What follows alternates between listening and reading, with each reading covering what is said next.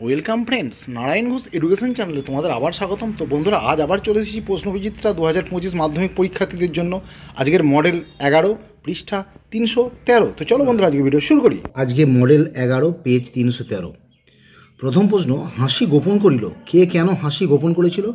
না, পথের দাবি গল্পে সব্যসাচী মল্লিকের পোশাক পরিচ্ছেদের বাহার ও পরিপাট্য দেখে অপূর্ব হাসি পেলেও হাসিটা অশোভন মনে করে গোপন করেছিল। পরের প্রশ্ন, আমোদবোধ হইতে লাগিল। কেন আমোদবোধ হইতে লাগিল? না, নদীর বিদ্রোহ গল্পের আলোচ্য অংশে নদের চাঁদ ব্রিজের ধারকস্তম্ভে বসে বারবার স্তম্ভের গায়ে আঘাতপ্রাপ্ত নদীর বর্ষণপুষ্ট ফুলে ওঠা জলকে ছুঁতে চেষ্টা করেছিল, তাই নদের চাঁদের আমোদ হচ্ছিল। পরের প্রশ্ন, অমৃত এতেও পিছপা হতে রাজি নয়। কেন পিছপা হতে রাজি নয়? না, অদল বদল গল্পের আলোচ্য অংশে হিসাবের মতো জামা পাওয়ার জন্য অমৃত বাবার হাতে মার খেতেও রাজি আছে। এ ব্যাপারে অমৃত পিছপা হতে রাজি নয়। পরের প্রশ্ন, মেশোর উপযুক্ত কাজ হবে। কাজটি কি? না, মেশোর উপযুক্ত কাজ হবে তপনের লেখা গল্পটা সন্ধ্যাতারা পত্রিকার প্রকাশককে দিয়ে ছাপিয়ে দেওয়া। পরের প্রশ্ন, সেটা পূর্বজন্মের কথা। কথাটি কি? না, বহুরূপী গল্পে আগন্তুক বিরাগী ছদ্মবেশী হরিদা পূর্বজন্মের কথা বলতে রাগ নামে রিপুর কথা বলেছেন। পরের প্রশ্ন, আমরা ফিরেছি দৌড়ে দৌড়ে। কেন কথা বলা হয়েছে?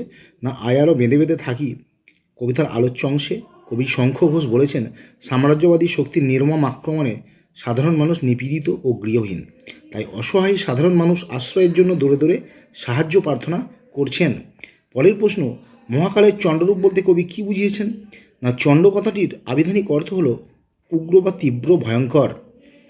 প্রলয়োল্লাস কবিতায় কবি শিবের রুদ্ররূপের কথা বলতে চেয়েছেন, যার মাধ্যমে অন্যায় অত্যাচারের বিনাশের করে নতুন যুগের সূচনা করতে চান।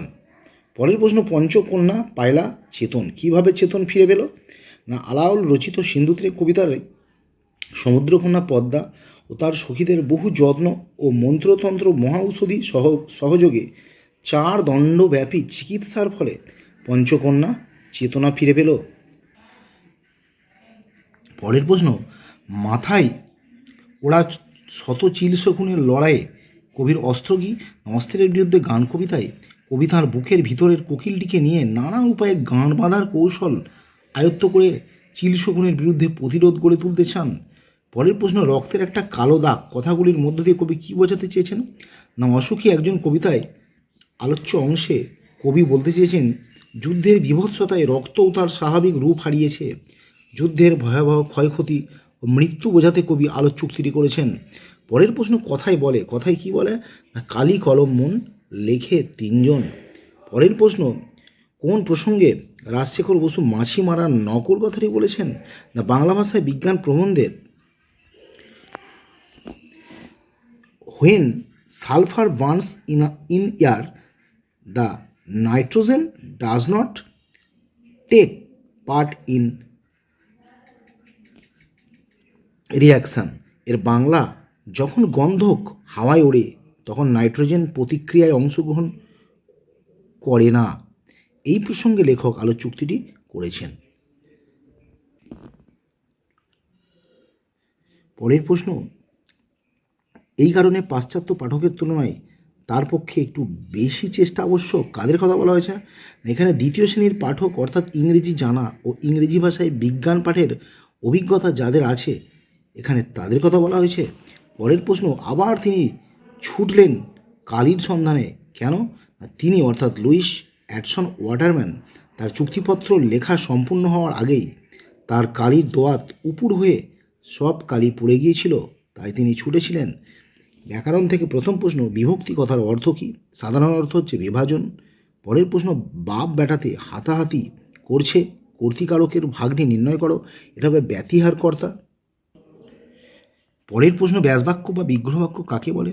যে বাক্য বা পদগুলির দ্বারা সমাসবদ্ধ পদের অর্থ বিশ্লেষণ করা হয় তাকে ব্যাসবাক্য বা বিগ্রহ বাক্য বলে, যেমন বিনা পানিতে যার। পরের প্রশ্ন, শতাব্দী ও শ্রীযুক্ত ব্যাসবাক্য সহ সমাস। শতাব্দী বা শত অব্দের সমাহার দ্বিগু সমাস, এবং শ্রীযুক্ত শ্রী দ্বারা যুক্ত করণ তৎপুরুষ। পরের প্রশ্ন, থাকলে একবার গিয়ে পায়ের ধুলো নিতাম জটিল বাক্যে। যদি থাকতেন তাহলে একবার গিয়ে পায়ের ধুলো নিতাম। পরের প্রশ্ন, ক্রিয়া বিশেষণ গুচ্ছ কি? উদাহরণ দাও। না, বাক্যের যে পদগুলি ক্রিয়া সম্পাদনের স্থান, কাল, ধরন, শর্ত, হেতু ইত্যাদিকে স্পষ্ট করে তাকে ক্রিয়া বিশেষণ গুচ্ছ বলে। যেমন মন দিয়ে পড়াশোনা করলে তোমরা চাকরি পাবে, এখানে আন্ডারলাইন অংশটা হচ্ছে ক্রিয়া বিশেষণ গুচ্ছ। পরের প্রশ্ন, তোমার গল্প আমি ছাপিয়ে দেব কর্মবাচ্যে, তোমার গল্প আমার দ্বারা ছাপিয়ে দেওয়া হবে। পরের প্রশ্ন, বাচ্য পরিবর্তনে কোন কোন বিষয়ের পরিবর্তন হয় না? ভাষা রীতি অর্থাৎ সাধু আর চলিত ভাষার কোনো পরিবর্তন হয় না। আর একটা হচ্ছে ক্রিয়ার কালের কোনো পরিবর্তন হয় না। পরের প্রশ্ন, দার্শনিক তাকেই বলি কোন বাচ্যের উদাহরণ? এটা কর্তৃবাচ্যের উদাহরণ। শেষ প্রশ্ন আজকের, ডাক্তার ডাকো এবং ডাক্তার এলেন দেখলেন। এখানে ডাক্তার ডাকো আর ডাক্তার এলেন এই পদ দুটি কিসের দৃষ্টান্ত? না প্রথমটি হচ্ছে সম্বোধন পদ এবং দ্বিতীয়টি হচ্ছে কর্তৃকারক। তো বন্ধুরা, এই ছিল আজকের ভিডিও। পরের ভিডিও নিয়ে খুব তাড়াতাড়ি তোমাদের সামনে হাজির হচ্ছি। তা সবাই ভালো থেকো, সুস্থ থেকো। যারা নতুন তারা অবশ্যই চ্যানেলটি সাবস্ক্রাইব করো। বাই।